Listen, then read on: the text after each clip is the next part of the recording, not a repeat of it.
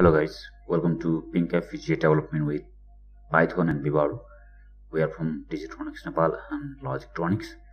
So this course is focused on PYNQ FPGA development using or implementing Python, and we'll also have some session with PYNQ FPGA development with VIVADO.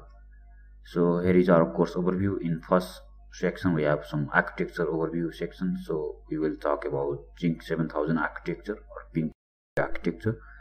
And in lecture 2 of section first we have Python programming interface basics and Jupyter interface introduction.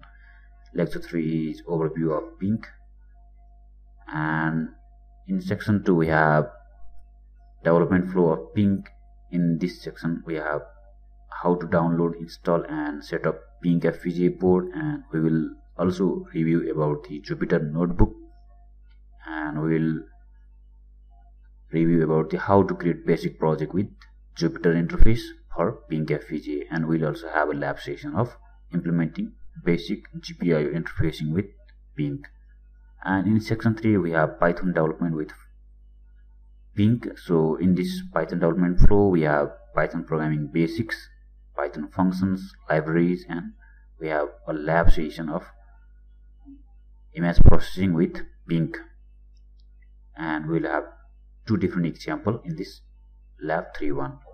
And in section 4 we have implementing image processing algorithm on PYNQ. So we'll go a little bit into the deep of image processing with Python and how to implement those type of image processing algorithm in PYNQ FPGA. Section 5 is machine learning and neural network implementation with PYNQ, and in this section 5 we will review and we will learn about machine learning algorithms is neural networks, and we will implement CNN, convolutional neural network, and binarized neural network for different projects. And section 6 is VIVADO development flow with PYNQ. In this section we are going to design some overlay. So we are going to design some own custom operating system using VIVADO design methodology.